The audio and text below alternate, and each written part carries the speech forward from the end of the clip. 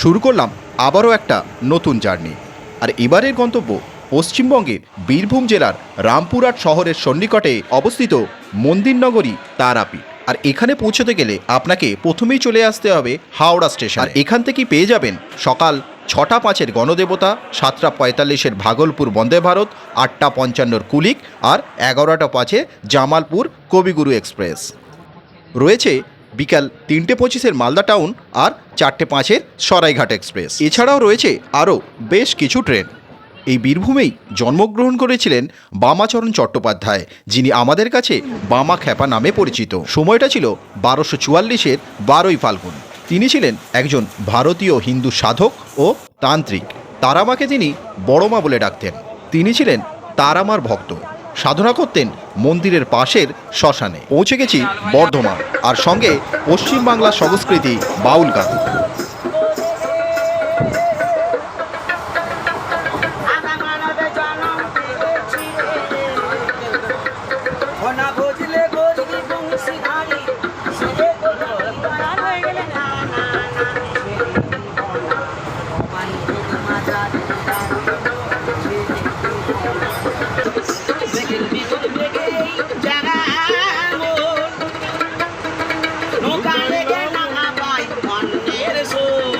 এই বাংলার সংস্কৃতিতে যেমন রয়েছে সুমধুর বাউল গান, সঙ্গে রয়েছে অপূর্ব প্রাকৃতিক সৌন্দর্য।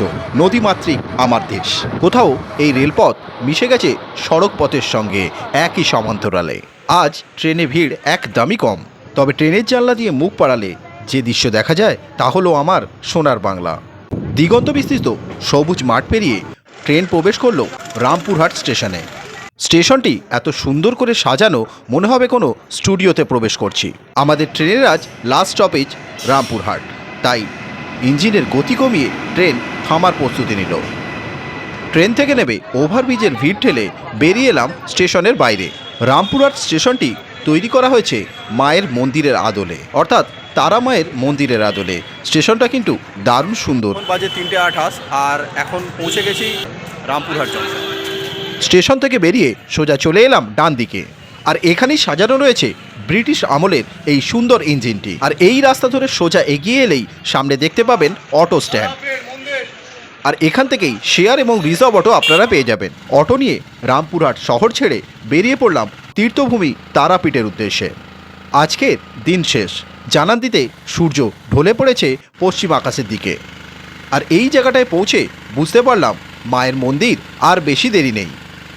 কিছুক্ষণের মধ্যেই পৌঁছে গেলাম বীরভূমের তীর্থভূমি তারাপীঠের মন্দির চত্বরে। পৌঁছে গেছি তারাপীঠে, তাই একটা থাকার ব্যবস্থা করতে হবে, তাই চলে এলাম হোটেলে। এই হচ্ছে রুম আমাদের। এই ঢুকেই সামনেই এখানে সুইচ বক্স আছে। রুমের মধ্যে রয়েছে একটা টি টেবিল, তার সঙ্গে কালার টিভি, একটা চেয়ার, আর এদিকে রয়েছে একটা সুন্দর ডাবল বেড বিছানা আর কম্বল। এখানে আপনারা অনায়াসেই 3 জন আরাম করে থাকতে পারেন। রুমে এসির ব্যবস্থা তো রয়েইছে, তার সঙ্গে সুন্দর এই ফল সিলিং থেকে ঝুলছে একটি সুন্দর পাখা। আর এদিকে রয়েছে একটা ড্রেসিং টেবিল, রয়েছে একটা মিডিয়াম সাইজের ব্যালকনিও। বেড়াতে গেলে ব্যালকনি দেওয়া রুম যেমনটা আমরা খুঁজে থাকি। রয়েছে পার্কিংও, বাথরুম বেশ পরিষ্কার পরিচ্ছন্ন, রয়েছে গিজারের ব্যবস্থাও।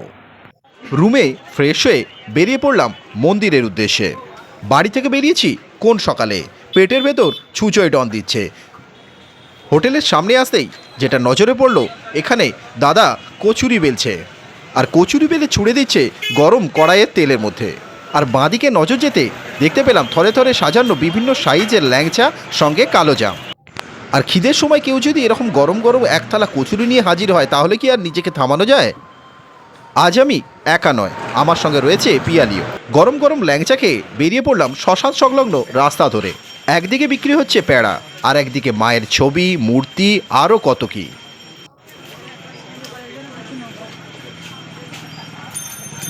বিক্রি হচ্ছে একতারা, ডমরু, মায়ের পুজোর লাল জবা ফুল। এসব দেখতে দেখতেই পৌঁছে গেলাম মায়ের মন্দিরের মেন গেটের একেবারে সামনে। মায়ের মন্দিরের মেন গেটের ডান দিকে রয়েছে জুতো রাখার একটি সুন্দর ব্যবস্থা। চলুন ভিতরে গিয়ে দেখা যাক এখন মন্দিরের ভিতরের পরিস্থিতিটা কেমন।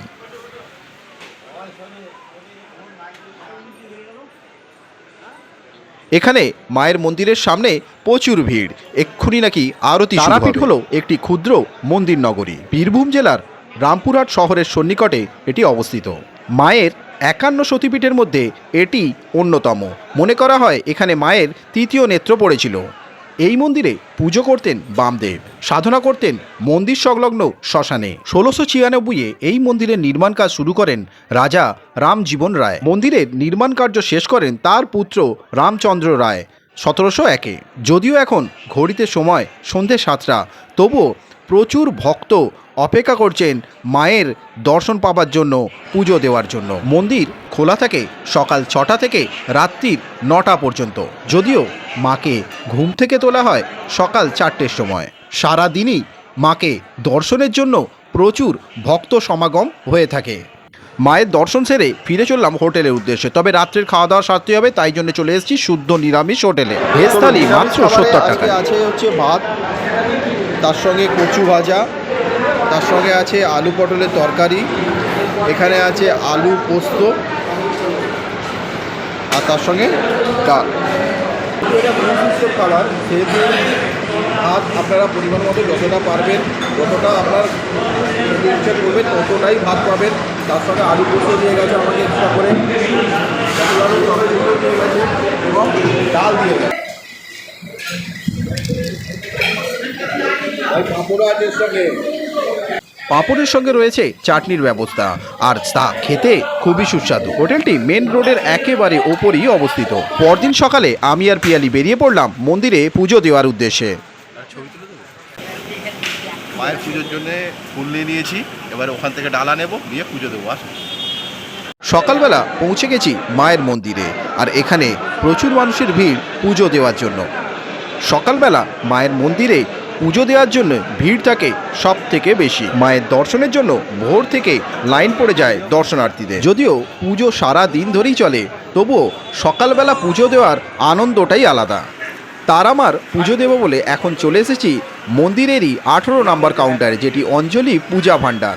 আর এখানে থাকেন দেবাশিস দা। দাদা খুব ভালো পুজো করিয়ে দেন, আর সেই জন্য প্রত্যেকবারই ওনার কাছেই চলে আসি। পিয়ালি পুজোর ঝুড়ি নিয়ে আগেই এগিয়ে চলেছে। এই হচ্ছে মায়ের দুধ পুকুর, আর ওই দূরে দেখা যাচ্ছে জেনারেল লাইনের ভিড়। এই যে এদিকে চলে এসেছে। আমি কেটে নিয়েছি 300 টাকার ভিআইপি লাইনের টিকিট।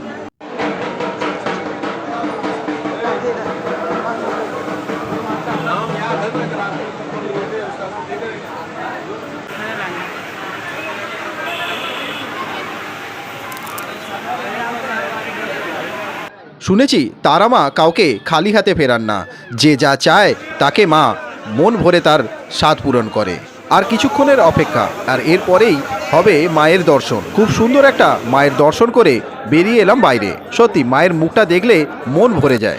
দেবাশিসদার কাছে প্রত্যেক বছর আসি, আর প্রত্যেক বছর এসে খুব সুন্দরভাবে, খুব ভালোভাবে তারা আমাদের পুজোর ব্যবস্থা করে দেন। একদম মন্দিরের মধ্যে মন্ত্র পড়ে সমস্ত কিছু খুব ভালো। তারা আমাকে বিদায় জানিয়ে আজকের ভিডিও এখানেই শেষ করছি। দেখা হবে নতুন কোনো ভিডিওতে, নতুন কোনো জায়গায়। Tata, bye bye.